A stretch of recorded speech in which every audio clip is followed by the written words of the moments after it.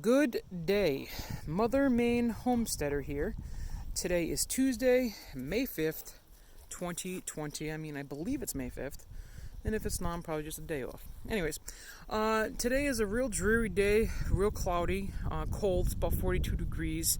And earlier today we had some flurries, so that tells you how cold it is here. I just want to do a quick video to let you know what's been going down on the homestead. Whenever I do something new, I like to make a video of it and update folks on what's been going down. I know a lot of you folks are still sitting in isolation. I am one of those folks. I don't really go anywhere anymore. I haven't been going anywhere, and if I do go somewhere, it's curbside pickup. And if I do have to run into the store, which I try not to do, I'm always dressed in full gear. So, I'm not one of those people. I know everybody's already starting to live their lives, and the home isolation has been lifted in some places. But I'm just one of those people that I'm not going to be dumb enough to go out there when I know it's not ready to be going out there yet. Anyways, some of the things I did around the homestead is, like I said, mentioned in my last video, I want to clean up the old greenhouse location, and as you can see, it looks totally different than what it looked like before in my last video. It's all cleaned up now. I removed all the debris, like the garbage, and no, it wasn't really garbage. It was like old papers and from plant containers and things like that. There was a lot of weeds that I removed. I removed a lot of the weeds that were along the edge that was growing everywhere while the greenhouse was down here, which I don't understand why so many weeds are growing down here. I guess it's because there's tons of weeds over there, and this area over here has tons of weeds too. But hopefully I solved that situation this year. But upon cleaning up everything and weeding everything out, I came across an interesting discovery, and I'll show you what that is right now. Check this out, folks. Look at that. You know what that is right there? I am 98% sure that that is the root system for this big guy right here. This ginormous plum tree has developed a root system that traveled all the way over here, and it's probably traveling this section this way because it's all moist and everything, right? Well, I'm pretty sure it's a root system for the plum tree, because when I was pulling out all the roots around this whole area, this was the only one that looked different, and as I was tugging on it, it just kept ripping farther and farther across. And as you can see, I tried to bury it over there, but what I have to do is cut that right there at the base and just put it back into the soil and let it do its thing. When I was pulling at it, it was trailing over to the left-hand side, and right at the left-hand side, you see the trunk to the root to the plum tree. I keep calling it pruned because that's what plums turn into, right? And that's what they look like on the ground right now from last year. So I kept pulling at it, and the root was just going right toward the base of that tree. So I'm pretty confident that's exactly what it is. The root system for this huge plum tree. And it's pretty incredible too, because I've only had this here for about 2 years, and that's what's amazing about it. It's a northern plum tree. The plums are small, as you can see them on the ground right there. They're not like the big plums that you'd buy in the supermarket from the southern areas of the state, but I live all the way up in northern Maine, so I have to get trees and shrubs that are indigenous to this area. Anyway, so apart from all of the cleanup I did in the old greenhouse site, I also cleaned up the area behind the greenhouse site. I've lifted up all the rocks, and I did a lot of raking, got all the debris and everything out from this area to prepare it for the mowing season. Last year I didn't really pay too much attention to the mowing over here because I really couldn't maneuver with this 24 foot long greenhouse, 12 foot wide. This is the path I had to squeeze my lawnmower through, and don't forget the flaps that are at the end of the greenhouse too were hanging off to the side, so that also prevented me from using my lawnmower back here. But this year I will be mowing back here. I removed, like I said, all the rocks. I raked everything up. I just put all the leaves and the grass out around the trees that are in the woods right now. That's gonna break down and turn into a mulch, to help to bring nutrients to the existing trees in the forest. I came across this. I never really noticed it last year. Maybe it's because I was never back here too much. But look at that beautiful pine tree. Really, really nice. And there's another one right over there too, and some more right inside there. Beautiful trees, and it's going to add a nice little landscape addition for when I'm sitting out here in the garden out here, and it's going to look really pretty when I'm out here in the summertime. I can't spend too much time out here in the summer because in the early summer months because it's gnats out here like crazy. Anyways, so what else I did was I cleaned up all this area and all the leaves and weeds and all that stuff. I just dumped it out in the woods over there. That's what you see, those little mounds, and that's all going to break down and decompose all by itself. I don't need to do anything there. And I also fixed the wagon. I didn't really fix it, but I put it upright and put some cinder blocks on the hitch area to let it stay upright instead of slouched into the ground. You may be asking yourself, why am I hanging on to such a beat up little wagon? Well, I actually use this wagon whenever I clean out the chicken coop and I can't fit all the hay in my composters. I will throw the remaining hay inside this wagon. I actually found this old chicken feeder in the woods. I was looking everywhere for this for like 3 years.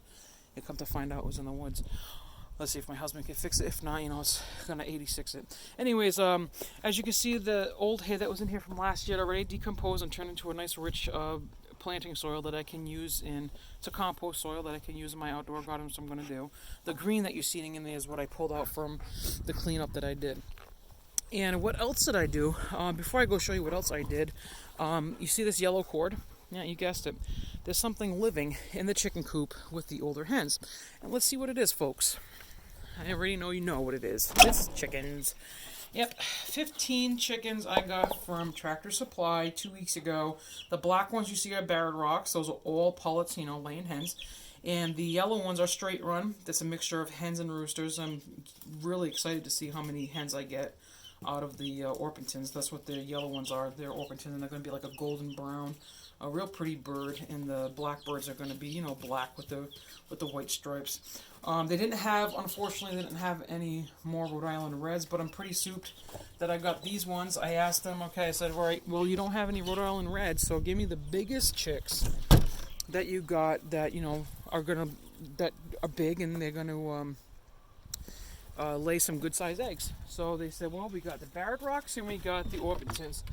And I got to close this because we have a weasel lurking around the chicken coop, and whenever the hens are not in there laying eggs, I got to keep that closed so, they don't get killed by that weasel. So anyways, the Orpingtons and the Barred Rocks, they get about between 7.5 to 8 pounds a piece. And the Orpingtons are a multi-purpose bird. They are good for meat and egg production, so I'm pretty excited about that. New birds on the homestead, and they're pretty friendly too, and that's pretty good too. Anyways, for out here in the outdoor garden, I'll show you what I've done out here. I mean, I didn't do too much. I just finished some cleanup and the rock area. This is just a worm container that my kids forgot to take with them when they went fishing the other day. So anyways, I raked up all the debris out from around the plum tree. I pushed out the fence over there. I tried to fix the fence, but no use because I don't know, it's got to be rewired or whatever. But I pushed out the fence because I didn't want the branches from the plum tree to run into a problem with the fence. I'll probably have to do something about that later in the future, but for now it's good for right now. I clean up, like I said, all the grass and the dead grass and the leaves that are around everything, and I finished putting on the pebble stone over here in the outdoor fruiting area.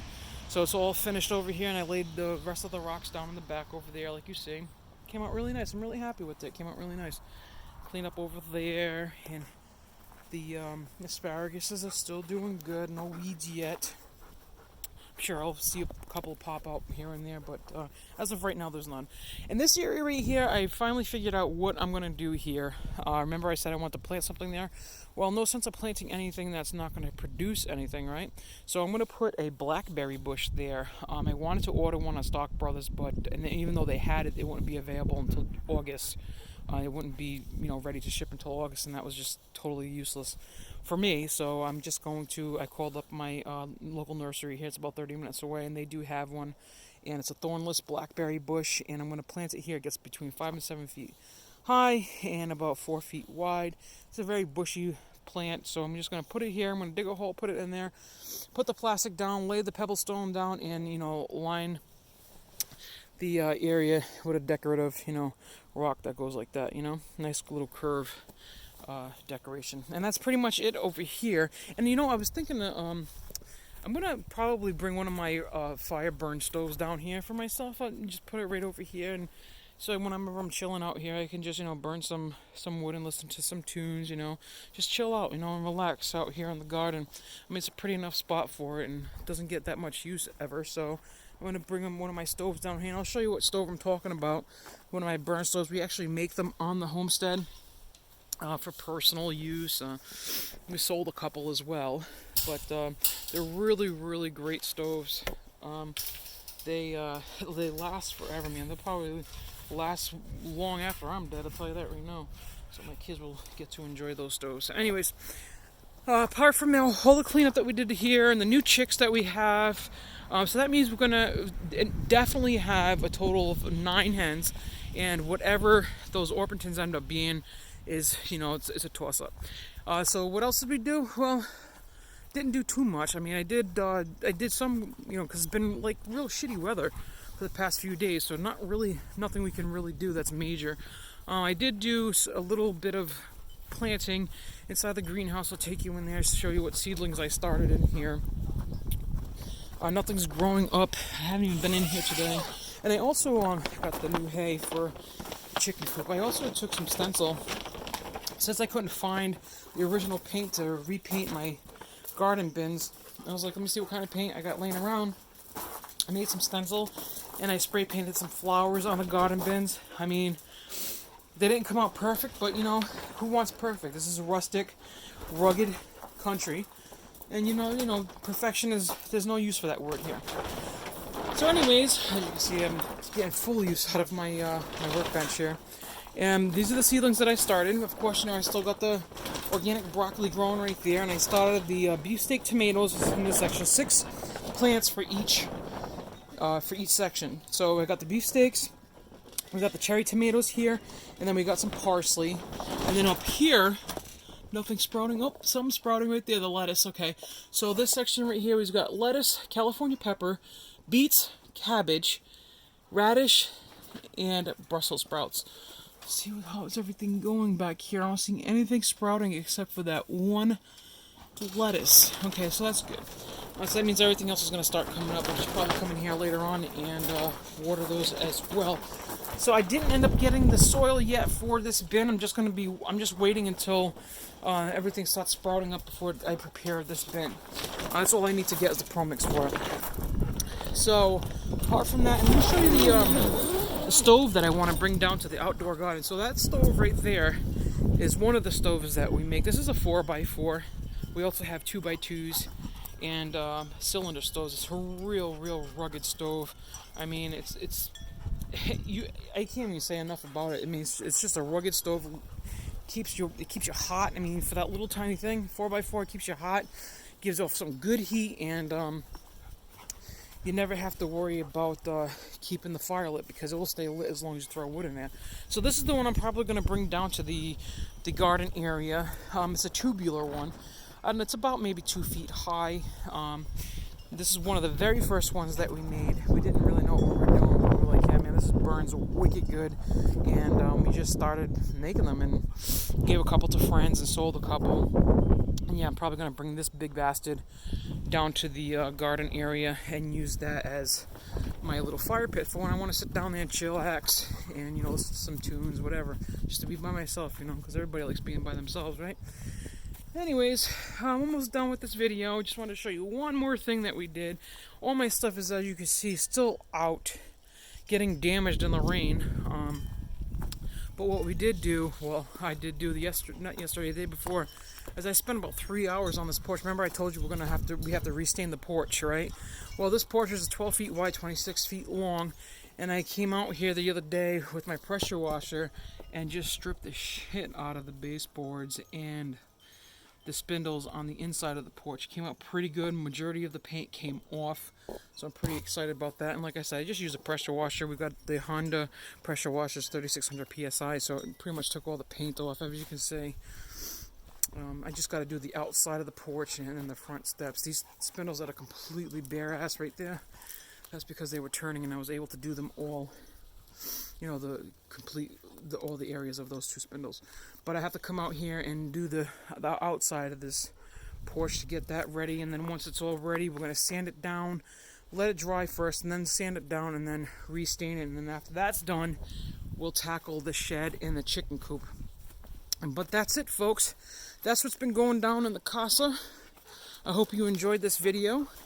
Maybe next time I will, maybe tomorrow I'll actually take it down by the brook and show you, give you the 411 on the brook down there.